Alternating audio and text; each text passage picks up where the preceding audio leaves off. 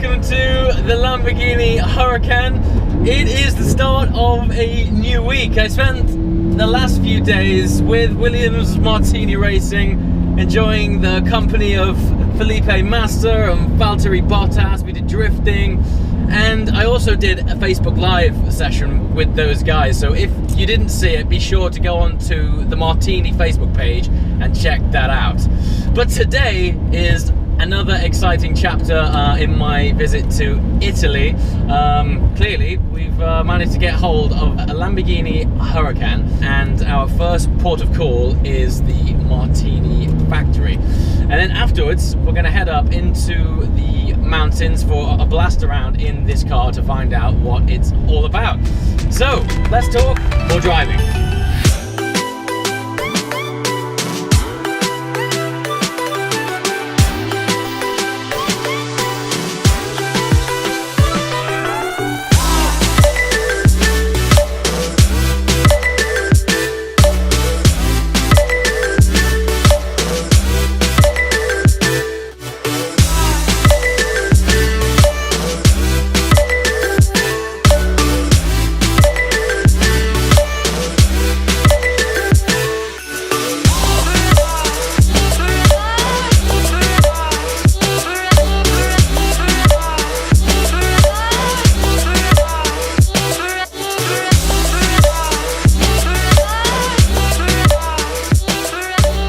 Okay, after a beautiful drive through the Italian countryside, we finally arrived. We are here at the Martini house, Casa Martini, and I'm standing on the original terrazzo. This is where it all started. This is where parties have gone down. But what I'm interested in is their racing history. Of course, that spans back decades, and I've heard that they have a pretty cool museum here dedicated to their motorsports history. So, let's have a look around here and see what's what. I have just come back inside. It's pushing 30 degrees outside, but amazingly, I've been given free access. And as I'm sure if you can tell right now, I am heading underground to the catacombs underneath the Martini house. Look where we are, man. This feels really weird. They just said, off you go. And yeah, I'm now down here. Check this out. I understand that under normal circumstances, you wouldn't just be roaming around down here on your own, but we've been given fantastic access to the whole of this place. So just go and check it out. So, in character of this channel, it's all about me sharing the experiences with you guys. I like to take you along for these journeys. I'm just wandering around, checking out random rooms. Look, there's all of this sort of stuff. Obviously, I'm not here for this so much, as wonderful as it is to see.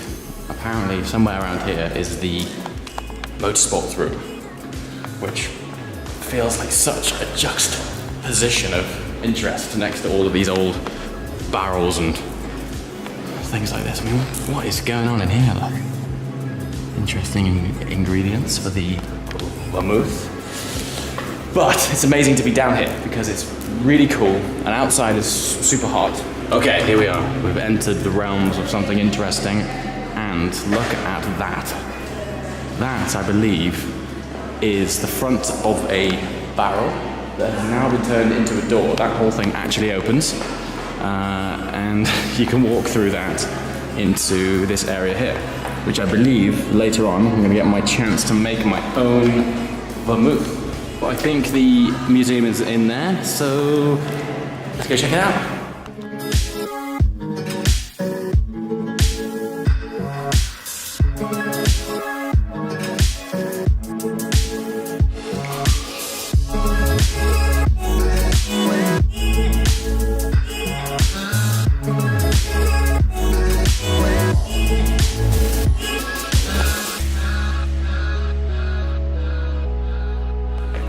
Okay, that's it for our quick stop at Martini. It's been a fantastic experience, but back to the Lambo.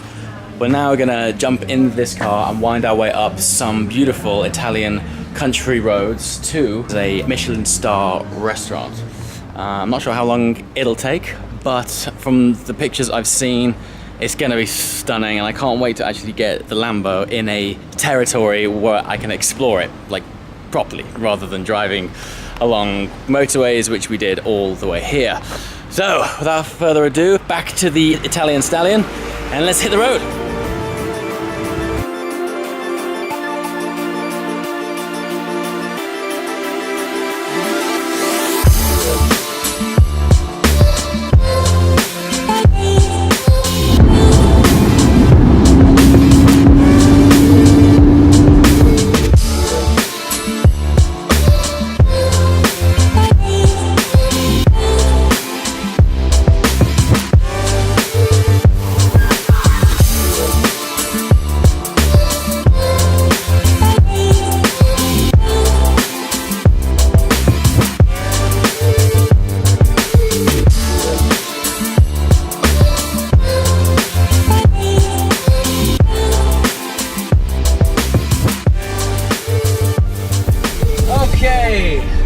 So, finally have some time in the Lamborghini Huracan.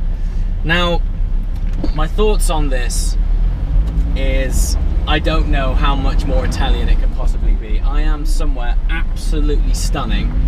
I'm in the hills of Italy, near a place called Bergamo, and it's just absolutely stunning. And I'm amongst vineyards, stunning vistas, and I'm in a bright orange Lambo. I mean, how much more fantastic can it be? Well, I'll show you how much more fantastic. We're also just so happen to be on the side of a hill range slash mountain range, and the roads are just phenomenal. So let's explore what this Lambo is all about. We're on some amazing roads. I'll tell you one thing, I've been having a bit of experience with this car so far, and there's one thing that Lambo does fantastically well, and that's drama. So listen to this. Oh, the pops and bangs on the overrun, stupendous. Listen to that. Now, I'm not sure where to really begin. I don't know whether I should begin with scenery, begin with car. Everywhere I look is beautiful, and every turn I take is joyous. But let's get a little bit chatty about this car first. Sorry, it's taking my attention somewhat because these roads are super twisty. But let's start with the bad things. And there aren't many.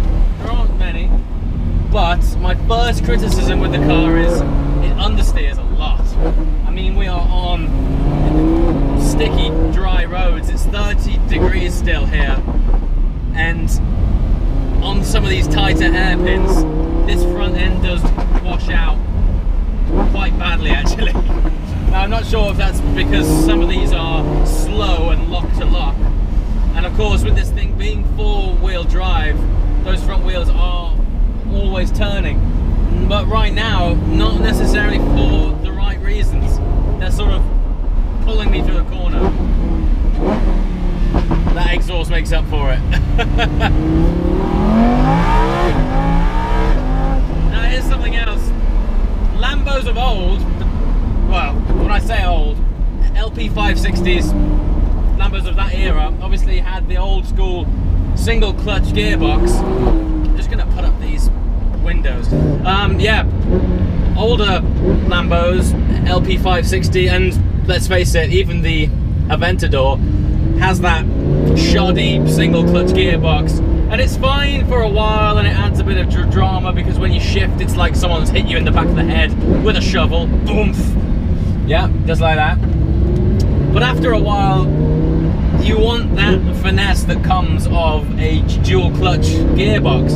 For me, these single clutch sort of semi-automated manual gearboxes, they aren't the best of both worlds. It's not as engaging as a manual, and it's not as smooth or as fast as a twin clutch box like this.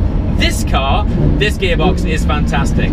It's an absolute revelation, in fact. Going from an LP560 to this is night and day. And not just from it being a smooth shift, but because it puts that power down and you floor that throttle, and with every single shift, it's just power, power, power. There's no interruption, there's no jerking. Great, great box. Same thing happened with the Audi R8. I actually owned one of the earlier V8 R8s with these, again, single clutch gearbox. I drove a manual R8 after that car, and I wish I'd have gone for a manual car, just much, much better. But what Audi ended up doing with the facelift Gen 1 R8, the R8 V10 Plus, the twin clutch gearbox, for me, elevated that car from sports car to supercar. It was a complete game changer. Same with this, proper gearbox, now a very well sorted car. Now, in terms of speed, don't get me wrong, this thing does not hang around at all. And of course, we've got four-wheel drive, so where it does sometimes lack a little bit in the corners with understeer, under full throttle, it more than makes up for it. The main thing for me though on days like this, when it comes to having a road trip or an adventure where you just want to immerse yourself in the driving experience, it doesn't matter what it is as long as it puts a smile on your face. Right now, I am ticking all the right boxes that makes for the perfect driving journey. We're in Italy, the sun is shining, I'm in an Italian supercar, and I'm on roads which just looks like someone took a load of spaghetti and went, go and drive that, sir. And it's just a wonderful, wonderful thing. What is fantastic as well about tight, twisty driving roads is you don't have to go very fast to enjoy them. And that is magic, because let's face it, these cars, any cars in this bracket, you could argue that they're actually too fast. Most of the time, you're not going to be extrapolating half of the performance of these cars until you get to roads like this. They're just ultra super twisty, tight roads. And here's where this four-wheel drive comes in play. First gear. No issues at all. No messing, no spinning up. God, it's just fabulous. That's V10 soundtrack. This is something else. Right now, I'm waving to some locals. On the drive here, and we'll go back to engines shortly, but on the drive here, the emotion from the Italians when they see a supercar made in their country, it is a slice of pride, you know? I'm driving down the motorway and I feel like I'm some Italian diplomat or something. People are waving and like kids with their faces pressed against the window, and they really, really love it. And that as well is something fantastic. When you're driving through England in a supercar, you don't always get the same treatment. In fact, sometimes you get quite the opposite. Anyway, back to engines. Turbo's taking over, hybrids are coming on board. This is no doubt going to be one of the last naturally aspirated V10 engines in a mass-produced sports car. And, you know, being able to be part of the generation which got to enjoy an engine like this, I feel super privileged. Right now, I just want to immerse you more, really, in the experience of what's happening. I'm currently winding up this beautiful mountain road towards my hotel for the evening. I won't sign off in the car itself. I will take you for a quick walk around the hotel, because from what I've seen, oh, actually, it is here. Wow, this is a tight turn. From what I've seen, this place is absolutely stunning.